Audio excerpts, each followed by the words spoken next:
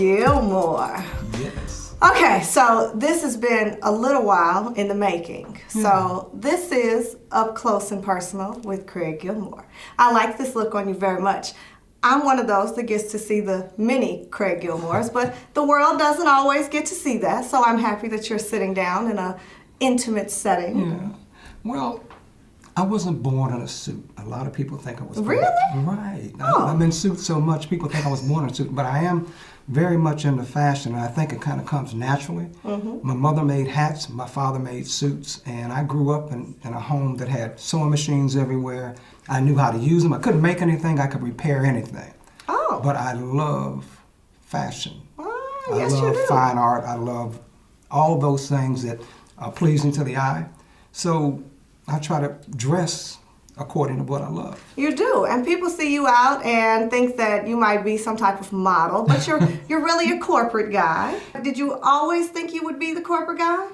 I always knew I would work for an organization and work in a kind of a small environment and supervise a small group of people. I didn't know what that would look like other than I would be in charge. Okay. And it would be a lot of fun. And I would be involved in some type of high-profile public pursuit. Oh, And well, that's what I've done. Well, clearly, you nailed that right on down. Yeah, I don't know where that came from, but I always envisioned this small office in a downtown office building with a small staff and being involved in something that was very public. Okay. Okay. So your parents, the first time you heard retirement was parents, right? Yeah. And so when you think about yourself at retirement age, I don't see you like that. Okay. I know you and I don't see you like that. So how does it feel being in this place yourself? What was retirement like for your parents and how's that different for you? Retirement for my parents was they stopped working, and it was kind of the relief of the ability to stop working. I never envisioned myself as a retiree in the traditional sense, that kind of 60 is a new 50, 50 is a new 40, that whole vibe. All that. So I don't even use the word retirement. As I was planning an event around my departure from State Farm, I kept trying to express that the word retirement doesn't fit because I just think I'm moving into another chapter of my life where I'm going to be doing something different. And with the only changes that I have to have the capacity to endure are the changes that I initiate. Oh, I like that. Oh, Oprah might have to use that, Mr. Gilmore. So you have devoted so much of your corporate career to philanthropic efforts in the African American and Hispanic community. I know that you are going to do more things, but how much of that will transfer over into your new life? I think a lot of it. I think even through my career, there's been this thread of dealing with not just the African American community, but communities of color. From early in my corporate career, I was involved in inner city Chicago, and that thread has run through. I think that thread's going to continue. I really enjoy educating. I enjoy mentoring. I enjoy being a role model to other folks. I can see public speaking on you too. Have you thought about that at all? Yeah, I've been fortunate. I've had some chances to develop public speaking skills. I enjoy being in front of an audience. It's a really nice vibe. Yeah, you're comfortable behind the mic. Yeah, I feel good behind the mic, and I think I'm kind of a ham, so I enjoy being the center of attention. So if I can do that. Not you. Oh, yeah. Oh, yeah. So if I can do that, perhaps there's an opportunity there for me. Okay, okay. So we must take a detour. We talked about fashion just a little bit. And so part of the lifestyle that you've been able to show other people have been able to see from you has been part of your fabulous State Farm trips, the annuals, some of the bonus things that that happen within the corporate culture. But that's really part of your regular life too, right? Yeah, we've been very fortunate. State Farm has an incentive travel trip, and Judy and I have traveled around the world with State Farm, Munich, Italy 2 or 3 times, London, the Caribbean. We've been around the world, but in our personal lives, we enjoy travel too. We met some people who have a bed and breakfast in Tuscany. So we'll be doing some of that. In fact, we're planning a trip with some friends to Puerto Vallarta soon. We did that last year, and it was so good, we're going to do it twice. Oh, nice. So travel is not, and I've thought about a career around travel. Okay.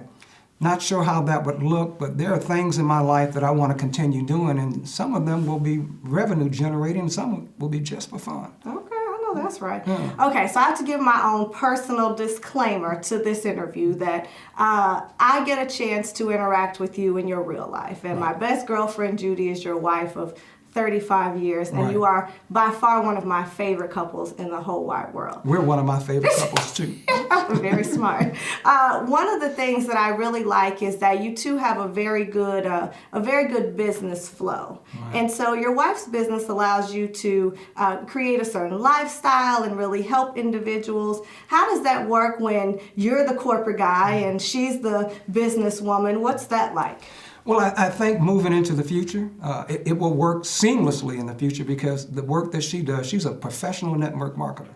And the work that she does allows her to work from any place in the world. So we've been on the beaches of Cabo, and she's had a laptop, and she's been able to perform her work. We've been at this bed and breakfast in Italy. We were looking down at the Leaning Tower of Pisa, and she was working. So this is not going to be a problem at all. She will continue her focus on her entrepreneurial life, and I'll be able to just go along for the ride, which is really kind of a cool thing to do. So you have been a brand all by yourself.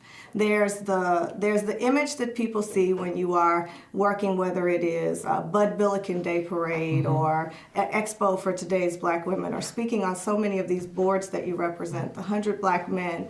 When you are working in those capacities, sometimes I hear people even say, I only know that State Farm is State Farm because that's where Craig works.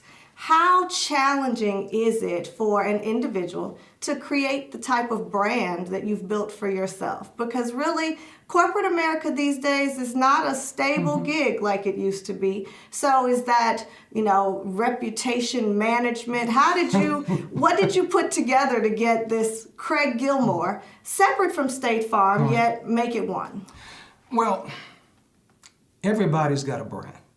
Whether you know you're building one or not. Everyone has a brand, and you have to be conscious about what you're doing out in the public space because you're always on point. So the brand I was attempting to build was one of someone who could be dependent on to bring resources to our community, someone who could be dependent on to voice the concerns of the community. Fortunately, I worked in a situation, in some ways I created a situation, where that brand that I built for myself was good for State Farm. I'm going to take that brand with me, and I'm going to utilize it to do the things I've been doing. Again, how lucky could a guy be than to have a job where he could do good and then do good business? I was able to do both concurrently, and I get to take the brand with me. The brand is a person who's concerned about the community, a person who leads those who have ideas about how to be change agents in the community. So I get to take that with me. I'm just a very lucky guy. Okay. Well, on that note, let's have a pause for the cause. Oh, yeah. I'm all about a happy hour. So It is happy hour. Cheers. It is happy hour, yes. To you. And to your next chapter. All right. So I got to ask. You've been with State Farm for 40 years. Yeah. You've been waking up every day, Right. going to work. Even when you travel for work, you're going to work. Right. Even on the weekends, you're doing events. Right. You're going to work. Right. What is going to happen on Monday morning when you wake up and you have nowhere to go? I will undoubtedly wake up at 6 o'clock in the morning and exercise because that's just, it's like getting up and brushing your teeth. Okay. I get up, I exercise, and beyond that, I really don't know. My younger brother just retired. I have two other brothers who are retired. Okay. And I think what I'm going to do is just sit and think about what I want to do. Part of that will be, Monique, is I'm an avid reader. I love to read biographies and histories.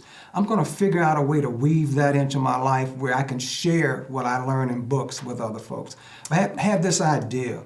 I look at these boys, and I think one of the things that they're missing is a vision of what the world is. And sometimes through books, you have a vision of the world that you don't see around you. And I've had this idea about boys and books and sharing books with guys. I remember as an adolescent, one of the most significant experiences in my life, I got involved in a program where a University of Chicago student would introduce me to various books. And it just created a whole new vision of what could be. And I think sometimes our young men, sometimes young women too, are missing that vision of what life could be. And if I could take my love of books and history and mentoring and roll it up in a big ball and then impact the lives of young people, I would definitely be in that spot. So just to take that direction, we're in Chicago, Yeah. where some of the violence is, shortly known as Chirac, Right. really. Exactly. Do you think that one of the keys to fixing some of this going forward could be getting to younger boys and girls versus trying to start in the teenage years? Yeah.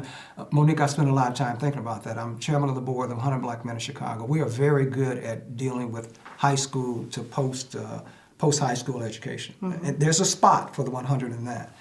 However, there's another level, another demographic that we ought to be looking at, and that's young kids. I keep looking at this preschool and early childhood development. So much happens in the development of young people between the ages of 3 and 5, 5 and 7 that charts their course for the rest of their lives. If I could find my way into that space and impact those young people who may not have resources, they may not have, may not be in the environment, but if I could impact them, I think that impact carries through. I mean, the research shows that a lot of people's lives are determined by the time they're 7 years old. So if I can get in that space and help there, either in the classroom or with a not-for-profit or a for-profit that really directs its attention toward that kind of intervention at that early age, that could be significant for me. Whatever I do, I have to be passionate around it. Judy and I are both fortunate. While money will always be important, I won't have to do anything for money. If money comes along with me doing something for the passion and the love of doing it, then how good could that be? I mean, I guess that's what you worked 40 years for. Well, I think so. Yeah, I think that so. you have, I think that you are one of the people that is a good role model no matter what part of your life you look at. And you are one of those people that, for me, I respect so much, because I know you and I know you are who you represent yourself to be. But I think that young men and young women need to know that they should be looking for a man like you, and young guys need to know that they should be growing up, to be like you. That's nice of you to say. It's true. It's true. Even for any man that I may date, he needs to grow up to be just like you. So maybe you should add classes for grown men to your list of things to do while you're retiring. I've thought about that too, without being self-centered or egotistical. There's something about a person who understands fine food, fine wine, fine art, and fine design. And if I could find myself in that space, being a mentor, a coach to people who are trying to develop their own brand, that's another possibility. There are so many things that I wake up thinking about, and I relegate them to the back burner because I've been thinking about my career. Now I'll get a chance to bring that forward and maybe put a little bit more emphasis on those kinds of endeavors. Okay.